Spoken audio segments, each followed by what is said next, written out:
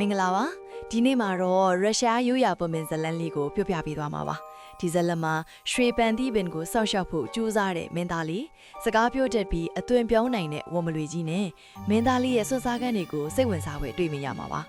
ဇလန်အစမှာတော့အေးချမ်းသာရတဲ့တိုင်းပြည်တစ်ခုမှာပန်းစည်းကြိုက်တဲ့ဘရင်ကြီးရဲ့ဥယျာဉ်ထဲမှာရွှေပန်းသီးတွေတီးတဲ့အံဖွဲသစ်ပင်တစ်ပင်ရှိပါတယ်ဒါပေမဲ့တညမှာတော့ရွှေပန်းသီးတွေခိုးခံလိုက်ရပြီးဘရင်ကြီးအယမ်းစိတ်ဆင်းရဲသွားတယ်သားတော်အကြီးနှစ်ယောက်ကတခိုးဖမ်းမှုစောင့်လိမဲ့အိပ်ပျော်သွားပြီးဘာမှမတွေ့ခဲ့ဘူးအငယ်ဆုံးမင်းသားလေးတီဟာအလေးတယောက်တော့သူကအိမ်ငိုက်လာတိုင်းနှင်းရင်မျက်နှာတစ်ပြီးမရမကစောင့်မာတော့တယ်ညလေလောက်မှာဥယျာဉ်တစ်ခုလုံးလင်းထိန်သွားပြီးရွှေပန်းသေးခိုးစားနေတဲ့မီးငှက်ကိုတွေ့လိုက်ရတယ်တီဟာကဖမ်းဖို့ကြိုးစားပေပဲအမွှေးတစ်ချောင်းပဲရလိုက်ပြီးငှက်ကလွတ်သွားခဲ့တယ်ဘရင်တီးကမီးငှက်ကိုလိုချင်တာကြောင့်သားသုံးယောက်လုံးကိုခရီးထွက်ပြီးရှာခိုင်းလိုက်တယ်။မင်းသားတီဟာလမ်းစုံတစ်ခုမှာထူးဆန်းတဲ့ကြောက်တိုင်တစ်ခုကိုတွေ့တယ်။အဲ့ဒီမှာရေးထားတာ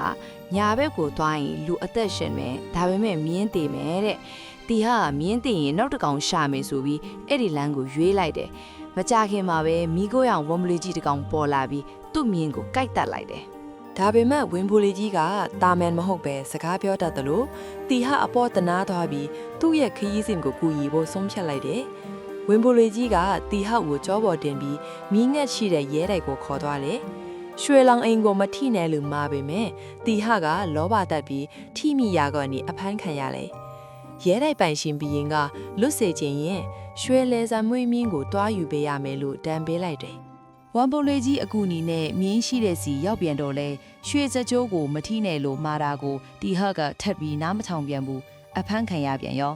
ဒီတစ်ခါတော့ဘရင်ကမင်းသမီးဆိုဖီယာကိုခိုးပေးရင်လွတ်ပေးမယ်လို့ပြောလိုက်ပြန်တယ်ဒီတစ်ခါတော့ဝမ်ပူလေးကြီးကတီဟာကိုမလွတ်တော့ပဲသူကိုယ်တိုင်ပဲမင်းသမီးလေးကိုသွားခိုးပေးတယ်ပြန်လာတဲ့လမ်းမှာတီဟာက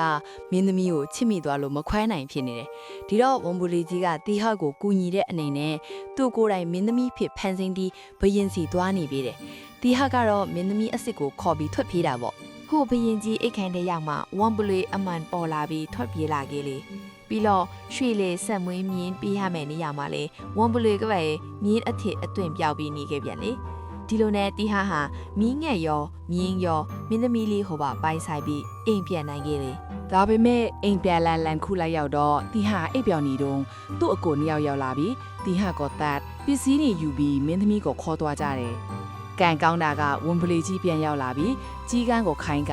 ရေရှင်နဲ့ရေသေးကိုယူခိုင်းပြီးတီဟာကိုအသက်ပြန်သွင်းပေးခဲ့တယ်တီဟာနိုးလာတော့ဝမ်ဘလွေကသူ့ကိုနန်းတော်ထီလိုက်ပို့ပြီးအကိုရုပ်တွေကိုလက်စားချေပေးလိုက်တယ်။နောက်ဆုံးမှာတော့တီဟာကအဖေမှန်ကိုဘရင်ကြီးကိုပြောပြမင်းသမီးနဲ့လက်ထပ်ပြီးပျော်ရွှင်စွာနေထိုင်သွားကြပါတော့တယ်။တင်ငယ်ချင်းတို့ရောစကားပြောတတ်တဲ့ဝမ်ဘလွေကြီးသာရှိနေဘာလို့ခိုင်းချင်လဲ။ comment မှာရေးပေးသွားကြပါအောင်။နောက်ထပ်ပုံပြင်ကောင်းတွေနားထောင်ဖို့ channel ကို subscribe လုပ်ထားဖို့မမေ့နဲ့နော်။အားလုံးပဲကျေးဇူးတင်ပါတယ်။